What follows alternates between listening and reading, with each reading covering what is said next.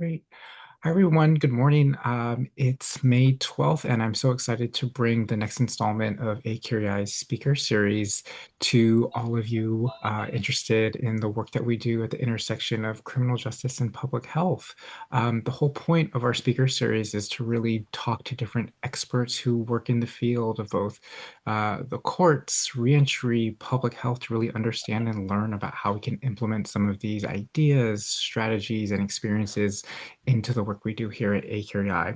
So I'm so excited to have our next speaker, Meenakshi Subbaraman, here to talk about her work as a statistician and her work in public health, speaking to our program and community associate, Haley Neumann. So Haley, I'll go ahead and pass it over to you. That sounds great. Thank you so much, Wyatt. My name is Haley. I'm the Program and Community Associate here at A Curiae, and I'm thrilled to be joined today by Dr. Meenakshi Subbaraman, who is a biostatistician and Program Director with the Behavioral Health and Recovery Studies Group at the Public Health Institute. Thank you so much for being here today. Thank you, Haley. It's great to be here. Wonderful. A lot of our speaker series conversations so far have focused more directly on justice system stakeholders and practitioners. So we're definitely excited to bring in a fresh new public health and research perspective. And I know that much of your work explores how recovery is shaped, not just by individual treatment or behavior, but really by the broader environments and systems that people navigate every day. And I really think this perspective is incredibly valuable in reentry spaces where things like stability and connection and community support can make such a meaningful difference in long-term outcomes.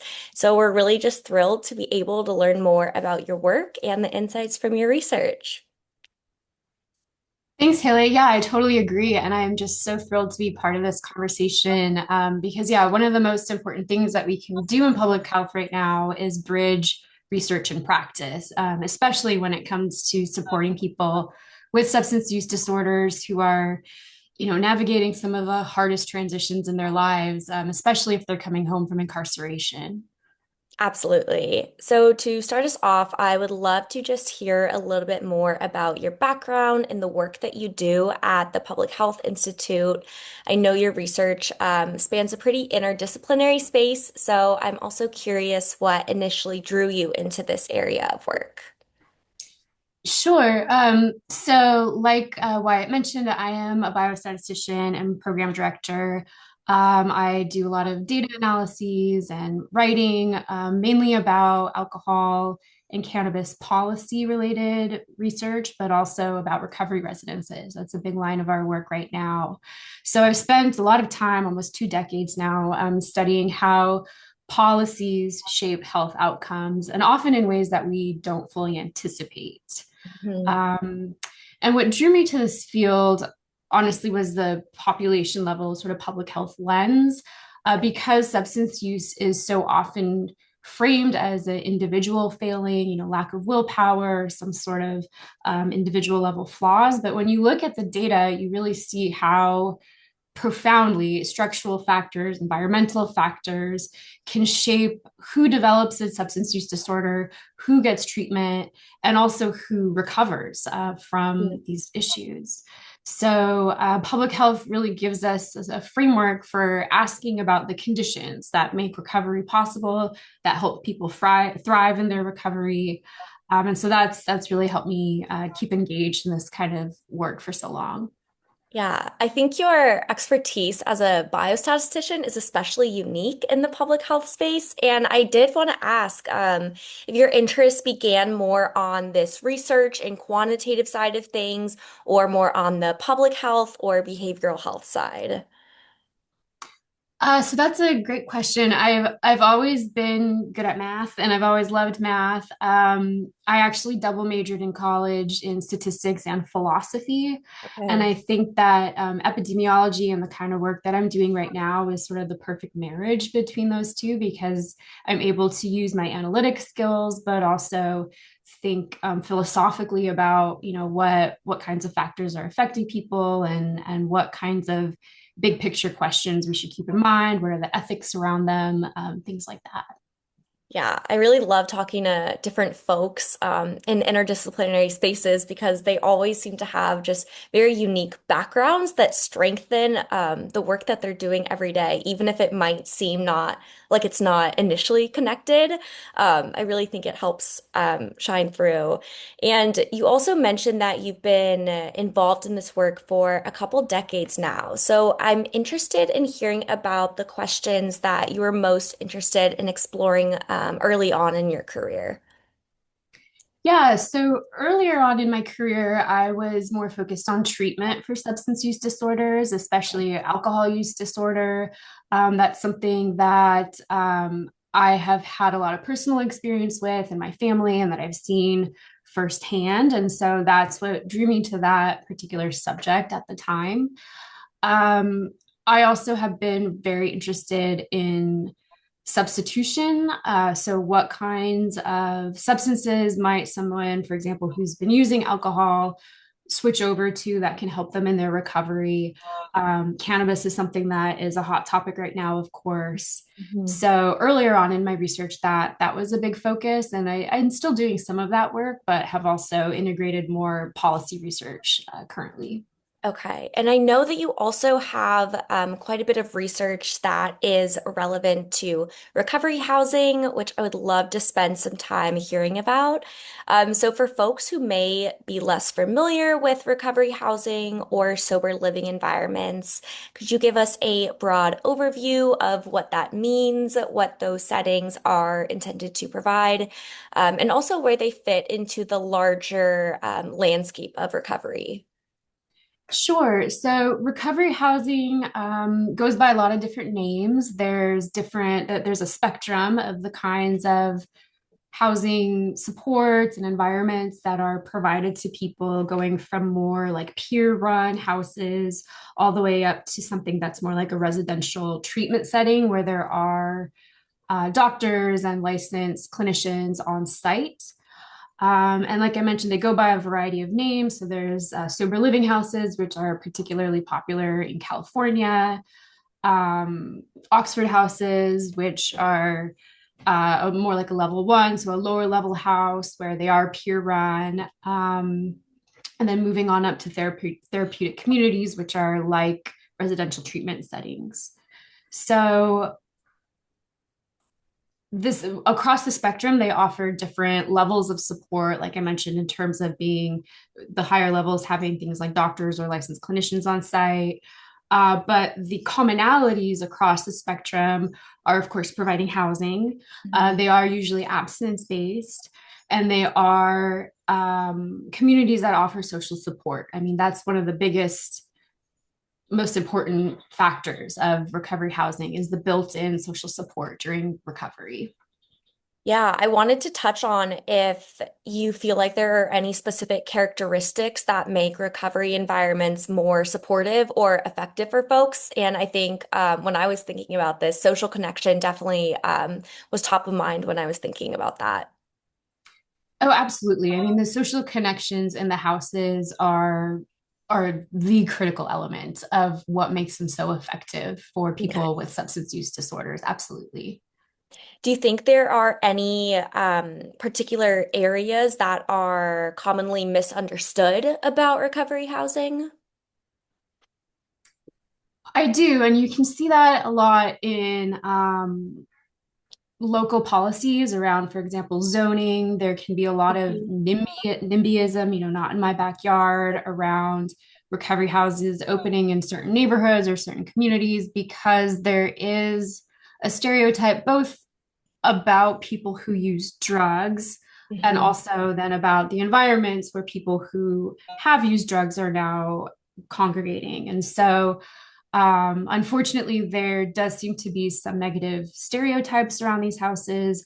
On top of that, also, unfortunately, the houses that get the most attention in the media Mhm. are the bad apples in the wider sphere of recovery housing. So, as you can imagine, the bad apples are the ones that get more clicks. When things are going well in recovery, it's actually a little boring as it's people stabilizing, it's people getting jobs, it's people finding community, and that doesn't get the same clicks that the drama of other houses that are not so well run tend to get.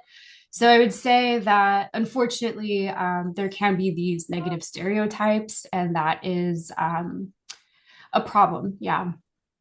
Yeah, that definitely makes a lot of sense how the media is not necessarily highlighting kind of when things are going very well and progress is being made, and it more focuses on kind of sensationalizing the outliers. I think we see that with a lot of topics in public health, unfortunately. But yeah, this definitely brings up a lot of timely and complicated topics in terms of media, policies with zoning, things like that. And I know that a lot of your research kind of focuses on very complicated topics related to recovery housing in terms of medications for opioid use disorder, cannabis use, like you mentioned, and also how recovery housing is approaching kind of evolving definitions of what recovery is and what it means. So can you just talk a little bit about some of these hot topics right now and what the research is showing? Yeah, I'm so glad that you brought up the evolving definition of recovery because that's certainly critical when we think about recovery housing. Because, as I mentioned, recovery housing has historically been abstinence based. Yeah. And the evolving definition of recovery now recognizes that not all pathways to recovery inherently involve abstinence. It can be cutting down, it can be substitution, like I mentioned earlier. So that is a critical issue that has been affecting the field and has been affecting folks in the houses as well. You also mentioned medications for opioid use disorder. That is a hot topic in terms of both in terms of the houses and in terms of the general definition of recovery. Does being on a medication like methadone constitute recovery? Some people say yes, some people say no. There is some stigma in some houses around this. There are some houses that don't allow medications for opioid use disorder among their residents. And so that's certainly a very hot area of research and a controversial area right now with people on either sides. But it is something that's evolving and that has shifted. For example, in Minnesota, they passed a law a year or two ago that now requires recovery houses to accept individuals on medications for opioid use disorder. So we see that happening in the policy landscape, that they are recognizing the importance of medications for opioid use disorder, which I do want to say has a very strong evidence base. Yeah. So it's great to see that there are policymakers that are working on this issue. And of course, that affects access to housing, right? If you have individuals with opioid use disorders who do need a medication to reach recovery, then of course we want to provide them with housing too and not make it more difficult for them to access it. Yeah, it's fascinating to hear about the policy in Minnesota that you mentioned, and it has me wondering if the shift in kind of policy action, do you feel like it's leading to shifting perspectives in stigma? I think so. And I think that when we think about wanting to reduce stigma, that is one of the primary ways that we can do that is create policies that allow for more access and that recognize the therapeutic value of medications that have such a strong evidence base. Yeah, this is a really, as we've said, it's a definitely hot topic, and I think that's especially important to highlight because it really challenges the idea that recovery is this one size fits all approach, which I think is definitely valuable to keep speaking about in order to kind of raise this awareness of the multiple realities that recovery can take. And on the topic of recovery, one framework that we think a lot about at A Curiae is recovery capital, which feels super connected to many of the themes that you're describing. So at organization, we've been implementing more assessments to try to capture measurements of recovery capital.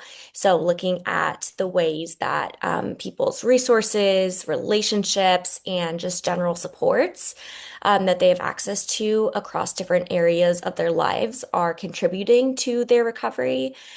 So, I would love to hear a little bit more about how you think recovery housing contributes to building recovery capital.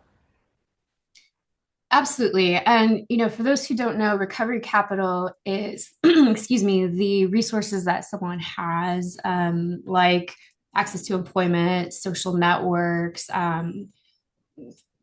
income, things like that, access to healthcare. And so, excuse me, it is a concept that is so important in recovery because it captures what the research keeps pointing to, that recovery is not just about stopping substance use. It's about building a life that makes sustained recovery possible. So this includes things like I mentioned, like housing stability, employment, social connections, a sense of identity, a sense of purpose, healthcare. I mean, all of those things are what help one live a life that's a thriving sort of existence and not just an existence. So um yeah, so I thank you for mentioning that because again, it does really recovery capital, especially encapsulates how recovery is so much more than substance use. Yeah. Absolutely. I think another element, potentially of recovery capital, or at least related to it in terms of recovery housing, I was thinking a lot about the role of kind of structure and routine that these houses can provide. And I was curious if you've seen that element come up in any of your research or can speak to the value of kind of the stability that these structured housing environments can provide. Absolutely. I mean, we see that in the data for sure, that the structure and routine that the houses bring, the level of accountability to the other residents. Oftentimes, houses have things like chores that residents are required or expected to do. They have regular house meetings where folks check in about how things are going at the house, Mm. how, what kinds of changes need to be made. Some of these houses are democratically run, and so the residents do have input into the structure of the house. Um, Additionally, the social connections within the house we've seen over and over again can help people rebuild their lives. Like fellow residents, especially folks that might have more recovery time than newcomers, really can be so critical in helping find employment. I mean, we've seen residents, older residents, and I don't mean older with age, but older as in, more time in the house. Mhm. They hook people up with jobs, they refer Yeah. people to jobs. Jobs, of course, are critical, being able to provide for oneself, pay the bills, of course. But it's not just things like employment. The connections help, going to meetings, talking through problems, just having a safe space to reconnect with people. You also mentioned routine, and we've seen that again over and over again in the data that, as boring as it sounds, people appreciate having a routine, and it does help them uh, reconnect with society, really. Yeah. Yeah. It's also bringing up some questions about just the sheer amount of overlapping challenges in recovery. So things like the housing instability, finding social connection to combat isolation, um, obviously the substance use recovery component. And then I'm also thinking about the reentry population specifically. So extra challenges relating to supervision and court requirements, for example. So I'm curious if you think that recovery housing serves a different or maybe particularly important role for folks who are justice involved. Yeah, I do agree. It does. Recovery housing does serve a particularly important role for folks who are leaving incarceration, providing stability. We have seen in some of our older studies that being hooked up with recovery housing and especially being there for longer lengths of stay is related to less recidivism back into the criminal justice system. Of course, having, again, going back to the social connection part, having living with other folks who have been through similar situations and can help navigate the legal system or relationships with probation officers, things like that. That's all, as you can imagine, very helpful for people who are new to the system. Absolutely. When I've conducted a few exit interviews with some of our clients, just recapping their experiences, navigating their programs, I'll always ask them, are there any areas you feel like you wish you received more support in? And I think immediate connection to finding and securing housing is something that has consistently come up time and time again with clients. So that definitely makes a lot of sense to hear that this is reflected back in the literature too. Mm. I think another thing I would love to ask you about is kind of the idea of systems and policy in the role of recovery housing. And particularly, are there any ongoing challenges on a policy level or an implementation level that you see related to recovery housing?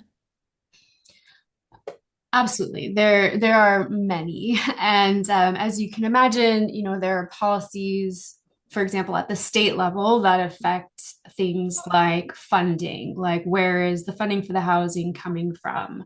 Um, there are policies at the local level that affect zoning, like where can the houses be built, Yeah. where can they be run, and then there's policies at the house level.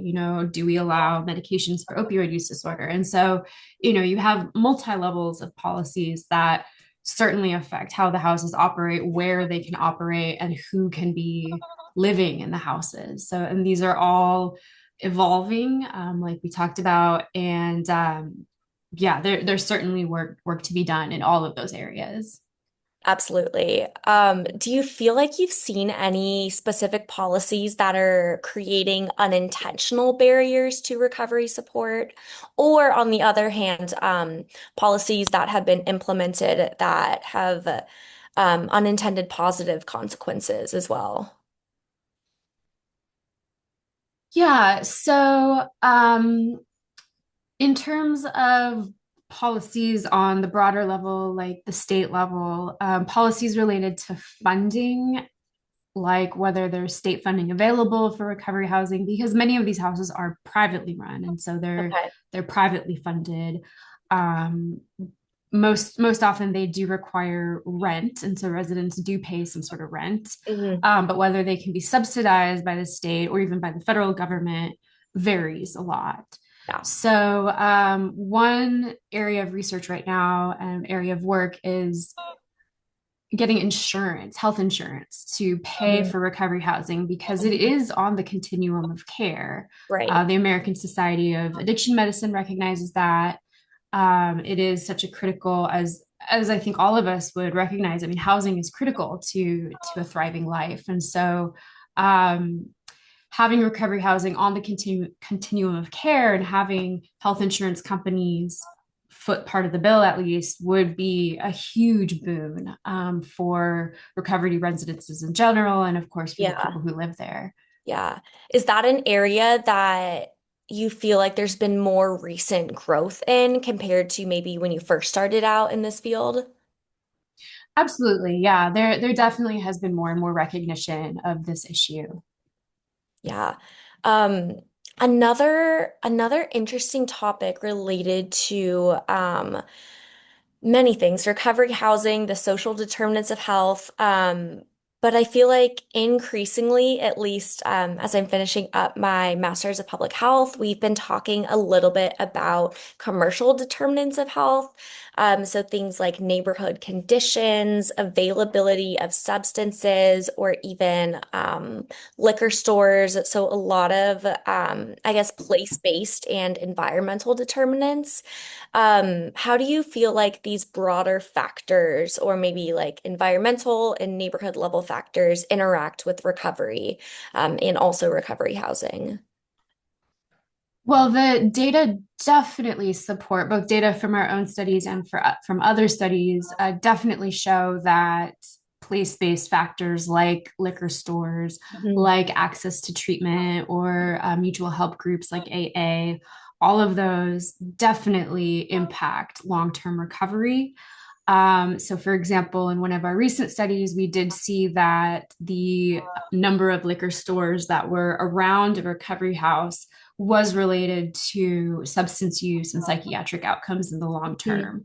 So, and that's not surprising. I mean, of course, that one might expect that walking by a liquor store, just being closer to that could affect your mental health, especially if you're earlier on in your recovery. And Right. it's also worth noting that things like liquor store density or the amount of liquor stores that are in a certain neighborhood, that doesn't just affect people in recovery, that does affect the general population too. So Yep. that's been shown time and time again that proximity to liquor stores and the number of liquor stores in your area is related to how much you might drink or use substances, whether or not you're in recovery. Right. I'm curious if you found any place-based or environmental factors that have been shown to interact with recovery in surprising or unexpected ways. So, one of our most surprising findings from the neighborhood study that we did a couple years ago was that actually walkability was related to worse outcomes. So, and what we think was going on there was that walkability was actually also related to having more liquor stores in the area. So we think Okay. that that's, because one might think that having a walkable neighborhood where you can access stores or different amenities by Mhm. foot more easily, especially with folks that might have fewer resources, like not have a car. That greater walkability might be protective or might be more helpful. But we actually found the opposite, and I think, like I said, the reason is because walkability was so closely related to liquor stores, and so people could then walk to a liquor store, right? Yeah, So yeah. That makes a lot of sense. It reminds me almost of a finding in my capstone. I explored a concept called neurourbanism, and it basically was looking into the ways that the setups of cities can actually influence our brains. So the way mm, that we perceive stimuli around us, the way that we interact with one another, and especially supported by findings that living in cities is associated with higher levels of severe mental illnesses and also things like substance use disorder. And of course, cities are obviously much more walkable compared to suburban or rural environments. So I think it is mm. interesting to kind of think of kind of the double-edged sword of walkability, like you're mentioning a little bit. It's not something that like initially comes to mind when you think about like the benefits of a walkable area, but yeah, super, super interesting findings. And you stole the words right out of my mouth. Yes, double-edged sword Yeah, indeed. Yeah. yeah. I'd love to move into a few practical takeaways and kind of application of research. So for folks who are listening today who might not come from a research background, what are some of the most practical insights that you hope that they take away from the type of work that you do? Hmm. Um, I would say first and foremost, to take what you read in the news or in the mainstream media with a grain of salt. Uh-huh. Um, the newspapers unfortunately don't always quite capture what we've actually found in the research. Yeah. So, developing some sort of research literacy, I think, is important for everybody, whether or not you're a researcher.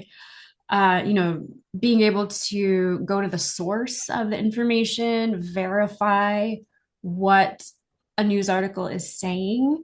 If you Mhm. can't find the source, I know, I feel confident speaking for researchers as a whole. We are happy, just as we're having this conversation right now, we are more than happy to talk to folks who are interested in our research to answer clarifying questions and to communicate what we actually found, which, like I said, unfortunately, the mainstream media doesn't always quite capture it.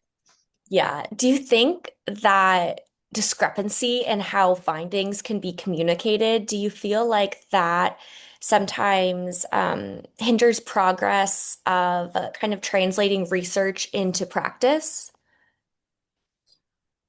I do, yeah. So, and there has been more and more attention to this Hmm. as time goes on. There's been, and of course, with technology now, being able to do data visualizations or use social media platforms to communicate research findings to a broader audience. There has been a lot of progress in that area Okay. in terms of researchers trying to disseminate findings beyond just the academic circles.